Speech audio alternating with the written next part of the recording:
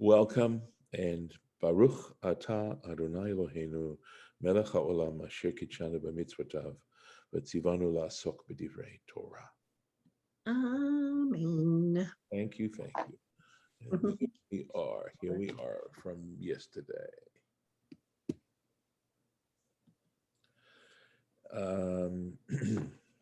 So we're in the thick of things right now. V'ha'anashim. Okay, so what happened was we just had Caleb saying, "No problem, we're going to be fine. Let's do it. We're going to be able to do this, and we should, trust Moses. And he's taken us this far, and of course we crossed the sea. The sea split, etc. And we've got the man and all those sorts of examples. V'ha'anashim asher alu imo amru, but the men who went up with him said, Lo nuchal la'alot el ha'am. We're not going to be able to go up against this nation. Ki chazak hu mimenu, because they're stronger than us. That's the way, that would be the simplest way to understand this, right? They're stronger than we are, but we'll see. Chazak hu mimenu, they are stronger than us. And what I may have mentioned yesterday is that mimenu can mean than him. That could be third person. So it could be first person plural, or it can be third person singular. So in other words, in Midbar Rabbah it says, Kiviyachol klape mala amru. It's as if they were saying it against God. In other words, they're stronger than God. Vayotziu, and here we go. Vayotziu, let me remove this, by the way.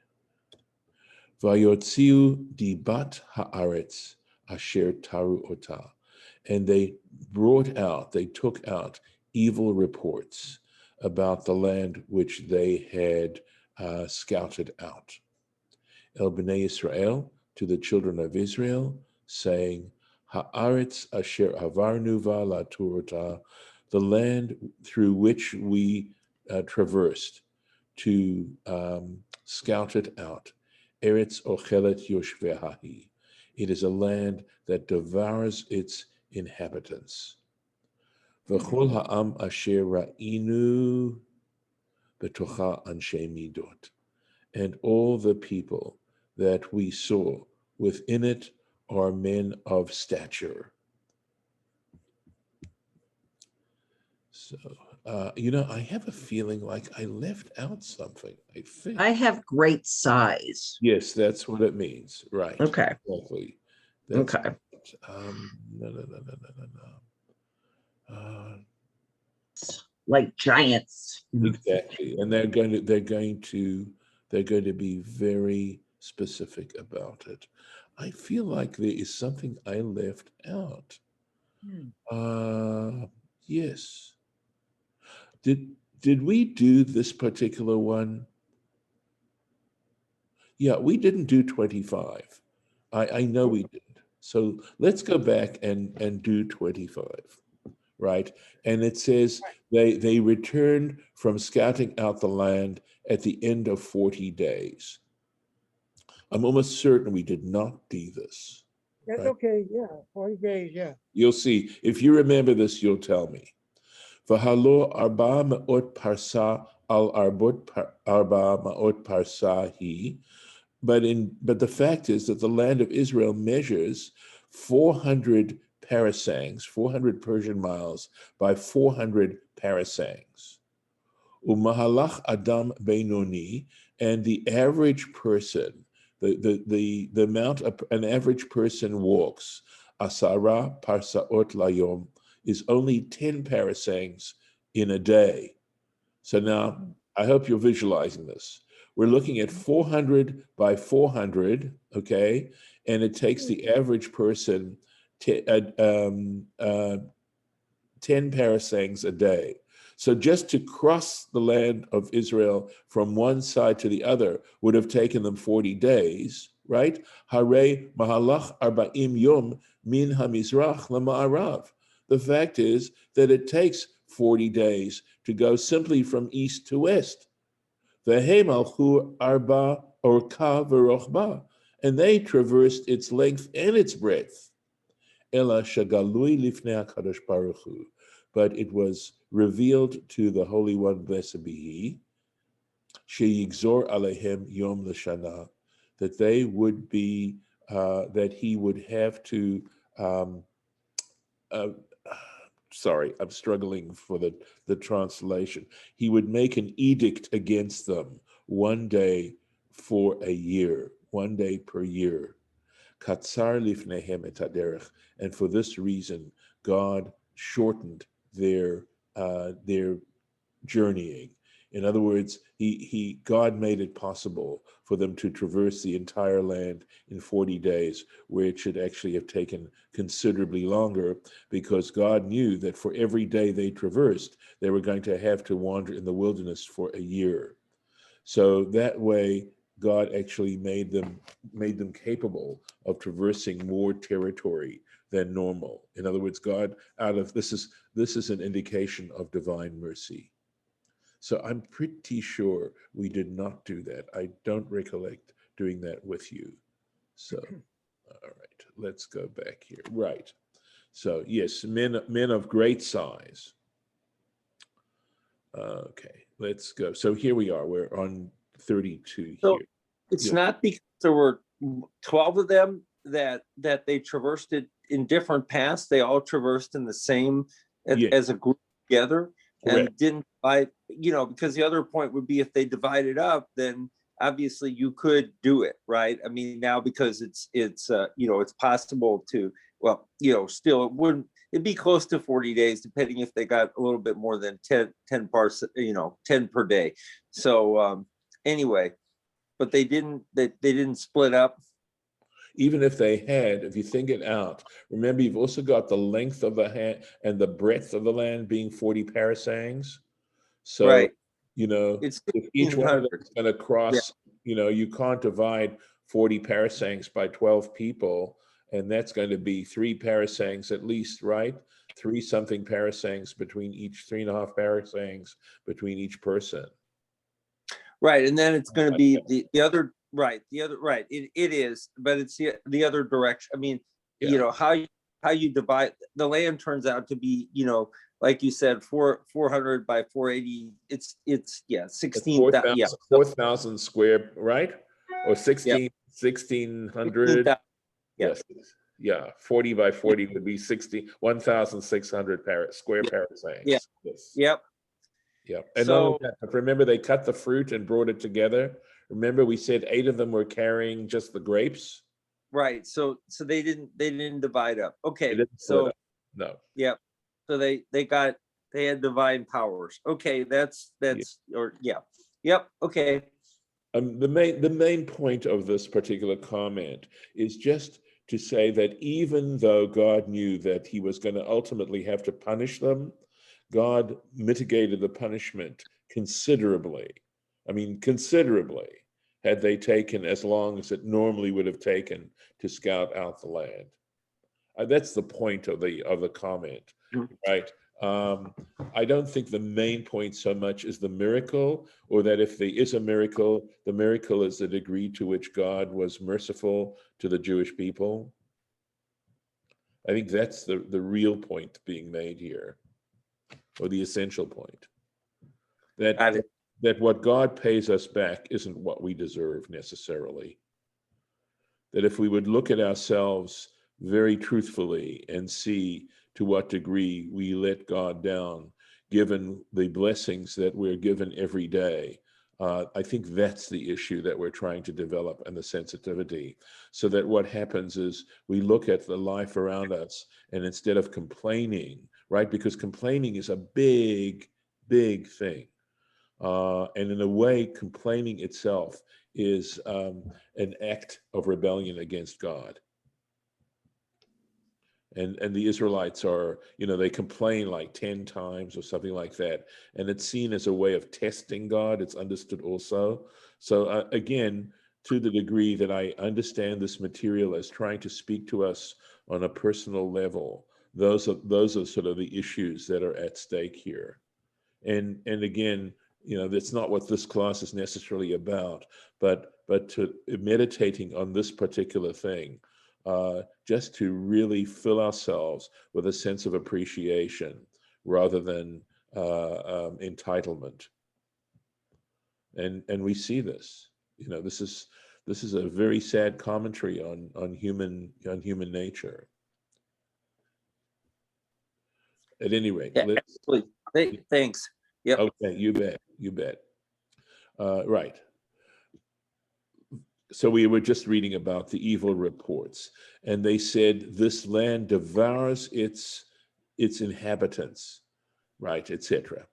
Ochelet yoshveha. In what sense does this land devour its inhabitants? And we're going to be given another example of how God, how instead of interpreting something in a positive way and seeing it as a blessing, where these people are seeing it actually as an excuse to now speak ill of the land of Israel, right? To spread evil reports. Ochelet yoshveha. B'chol makom she'avarnu, every place that we traversed, matzanum kovrei metim, we found them involved in funerals. They were all busy with funerals. So in other words, this place is, it's not a healthy place. People are dying in this particular land. V'hakadosh baruch hu asa latova, but the Holy One, blessed be He, had done this, right? Had gotten them engaged in these funerals for a good purpose. God actually intended it as a positive thing, kedei letardam be'evlam, in order to preoccupy the inhabitants with their mourning, velo yitnu lev la'elo, so that they wouldn't pay attention to these strangers showing up. So they were so distracted. In other words, God used this as a distraction, and instead of understanding it that way, right, because they of where their hearts were, they saw it as a reason to disparage the land and basically say, this land that God has promised you, right? This was the land God promised Abraham, Isaac, and Jacob and their descendants. And in fact, it's a terrible land. It's a land you're not gonna live very long on it. So again, just how we interpret life. Anshe midot, right? So this is the men of great size. Gdolim, they are large. Ugvohim, and they are high, they're tall.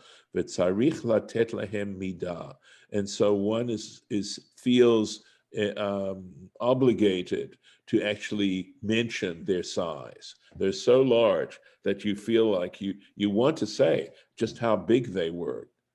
Kagon, for example, they mention in Samuel, first book of Samuel, regarding Goliath, where they say in chapter 17, Govho shesh amot vezeret. I believe that means his height was 6 cubits. I think a zeret is a handbreadth. And of course, a cubit is about 18 inches. So this guy is 9 feet tall, right? God.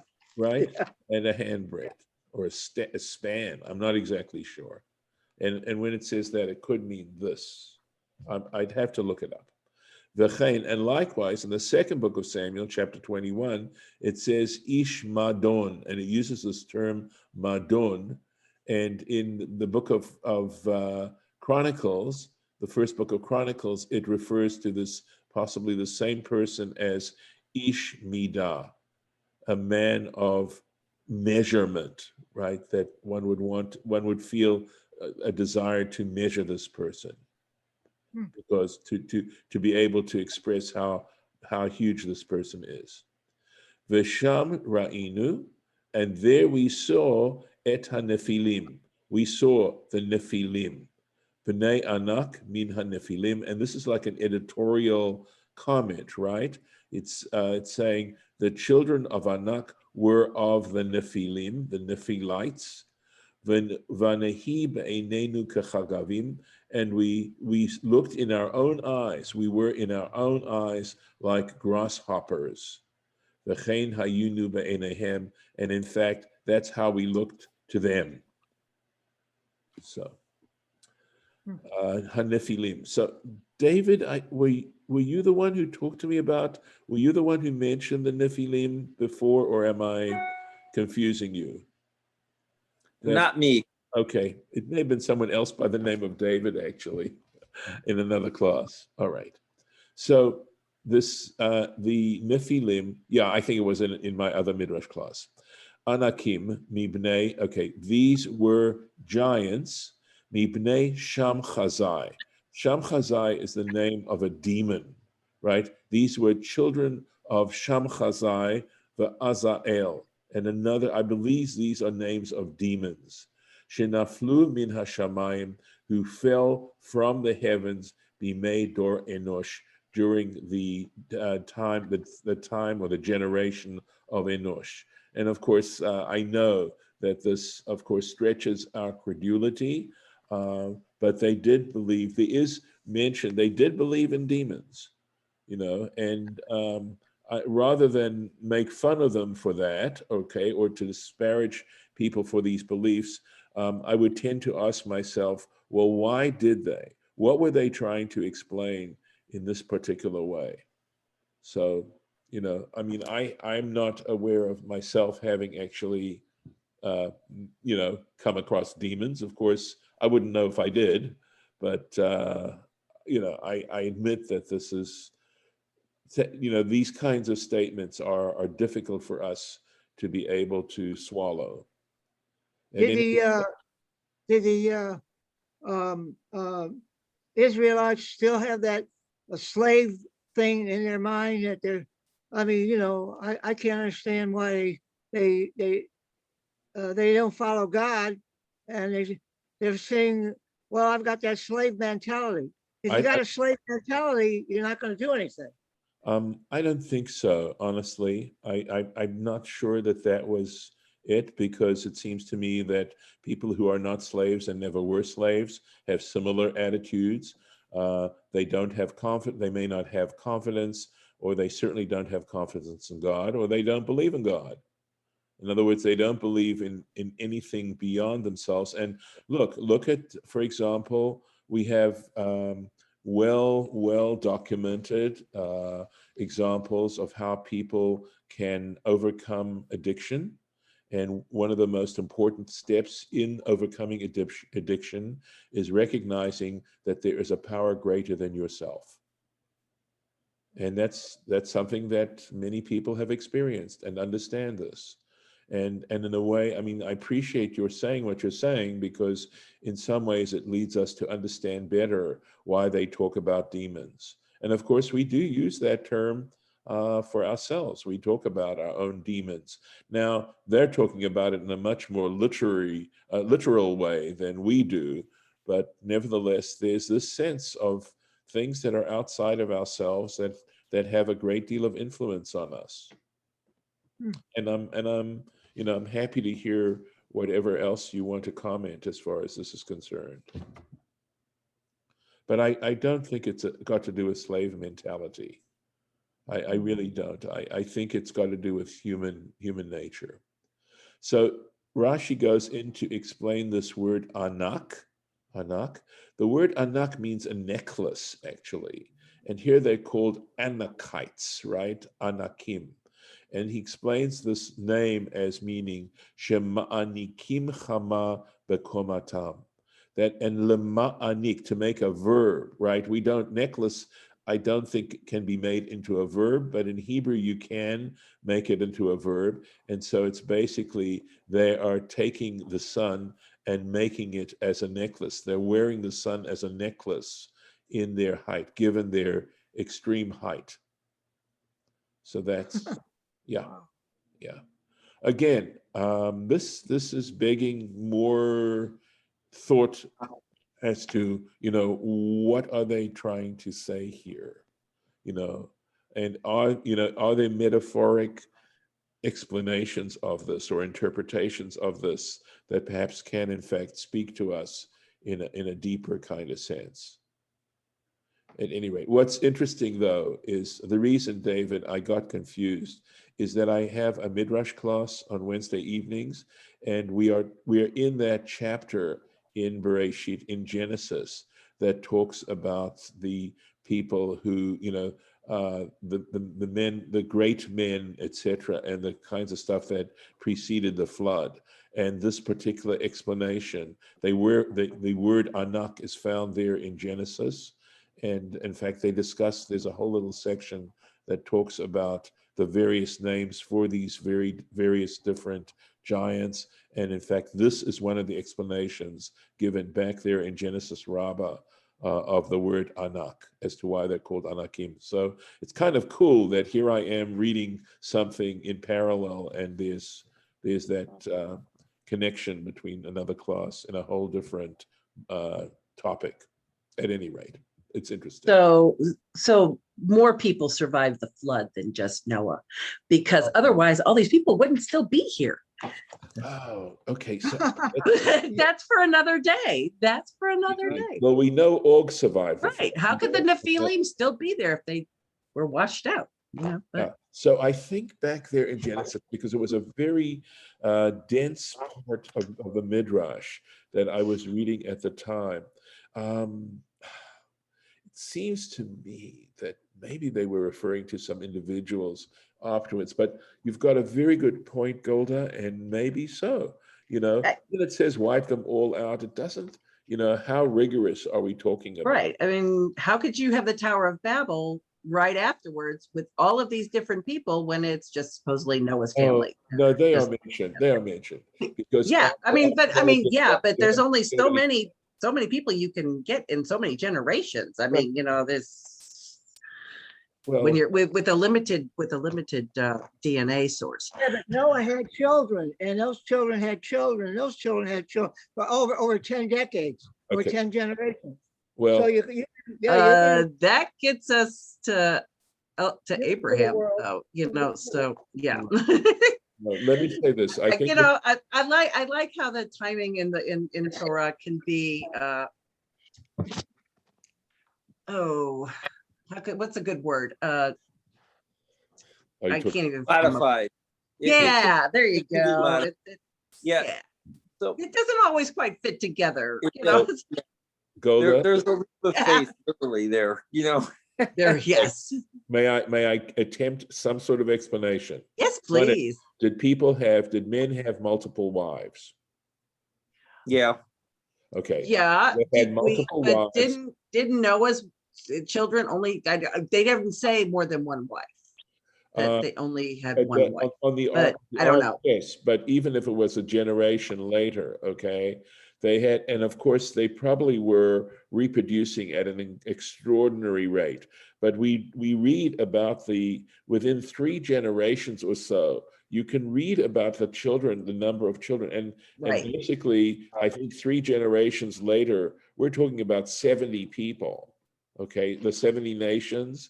There's Right. genealogy right there, and of course, from that point on, it can explode. But again, I think that my overall cautionary statement is taking this stuff too literally, and then by taking it too literally, finding that it totally challenges our credulity, and then what you do is you put it in a box and say, well, it really has nothing to say.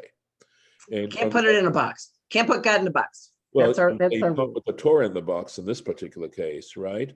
And Can you? I don't think you can. I mean, I don't yes, think you can either. we do the scroll, right? But I don't think conceptually we can. Yeah, we do put it in the ark, so it is a box, Right. but it's not It a box. Right, exactly. Because we can interpret it many ways. Well, that's the So- thing. Yeah, go ahead. So I have a question kind of general about what we've been studying lately. So, basically what I was thinking about last night was the fact that, we're talking to some extent, and I know this is very simplistic, but we're talking about faith here, right? And the spies going in, come back and do what they did.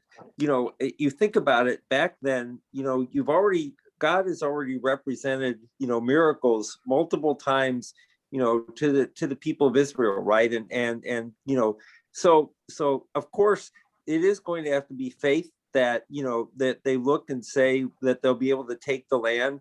And of course the other thing is, which is, I don't know if it's said anywhere, I didn't hear it, but there's probably people that come in to fight this battle. There will be death, right? I mean, so some people will sacrifice their lives in order to regain the land of Israel, right? It's not just like you get to walk in and everybody surrenders, right? So they had to be thinking that to some extent, but to then basically paint it that way and not have that faith when there have been clearly a demonstration to them of the power of God, to me is like, it's the first step in a way, how we've kind of fallen down from that point, right? Because what you also said yesterday was that people don't change, technology changes, right? And now we think, as we've evolved, it's been over 5,000 years since we've seen this kind of direct communication, let's say, from God. We don't have that, and so people's faith has literally diminished, and our technology has helped to actually reduce that, right? So the question is, why why did God let that, why also did God let that happen, right? Why or what in us allowed that to happen, to not even trust God after seeing those kind of miracles, and then to turn around and do this. It doesn't make sense to me. They've already have all the evidence, so why they had to try to go ahead and subvert it? It's not clear why. Okay. Okay. So you're asking some very important issues. So it has to do, it just goes to show how emotionally based we are, and how important it is for us to check in on our hearts. Now, you asked really more than one question. You asked, how did God make this possible? Let me answer that question. Okay. The answer is that if we lived in a world where a Hitler could not exist, then we would no longer be living in a world where there is that level of freedom of choice for people to make. That if you are going to allow people to choose, then you have to have parameters of that choice, which means that such things are possible. Was it inevitable? No, it wasn't inevitable. The reason, and that's why you have the Torah. In other words, and you have other, and I believe God sends other messages to people that if they have the curiosity, the desire to want to find out about it, they will. Because you can look at technology, and I have to tell you, I am in awe. I'm in awe of, for example, GPS. It totally blows my mind that you have literally millions and millions and millions of people, and you have instruments that are capable of each one of those millions and millions of people to determine the exact location where they are, and to have so much information that can be given to people. And the truth is this, that if in fact we have the right heart, every scientist should be a believer and be in absolute awe of creation, and then being able to make the next step, which is to say, something made this possible. Some great intelligence that is beyond my description made this all possible. That even if you believe in the Big Bang, right? Let's suppose you believe in the Big Bang. You still have to ask yourself the question, well, how did the Big Bang get there? Right? Yeah. And you either Totally. accept an infinite regression, you either never, ever, ever, you're willing to accept the concept of an infinite regression, because you're always going to be able to say, well, what caused that, or what caused that? Or you come to the conclusion that there is some transcendent level of existence which is not subject to time in the way the physical world is subject to time.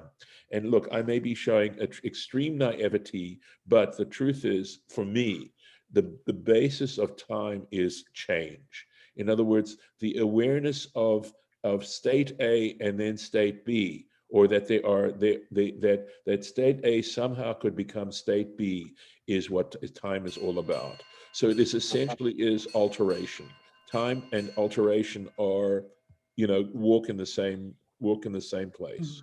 And if we were not aware of alteration, we would not be. If our minds weren't able to conceive of alteration, then we wouldn't be able to tell time.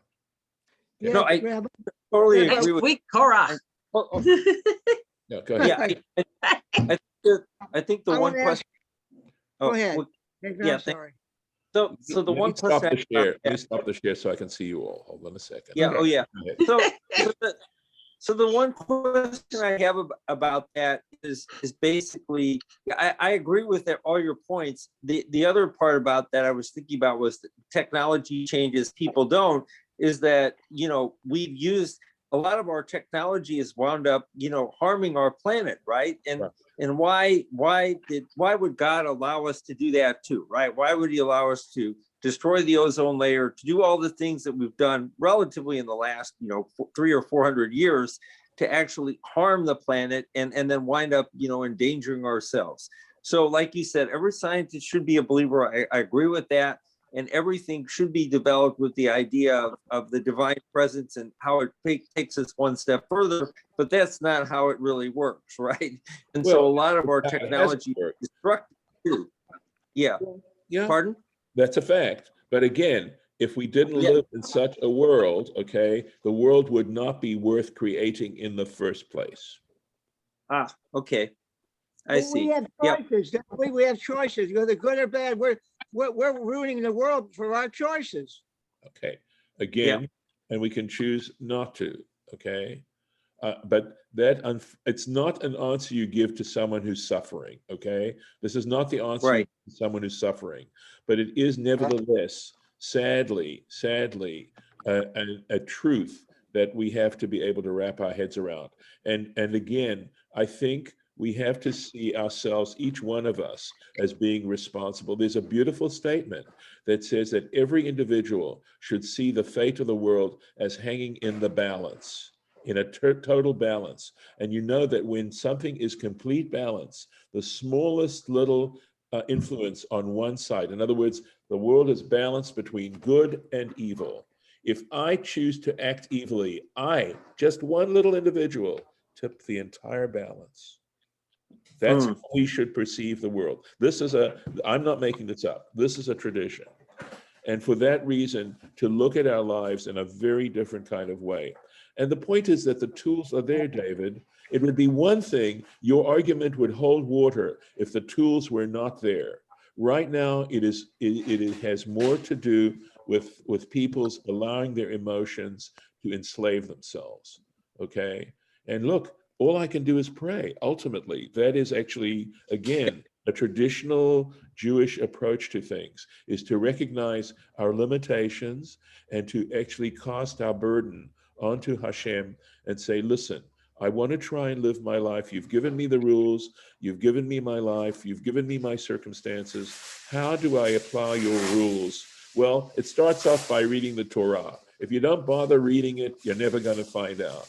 So you have to have that much curiosity. And it doesn't have to be the Torah. I don't care if it's the Dhammapada. I don't care if it's the New Testament. I don't care if it's the Quran. I believe all those are ways in which Hashem has tried to, inspire human beings as to how to live decent lives. And as I said, you need to check in with your heart.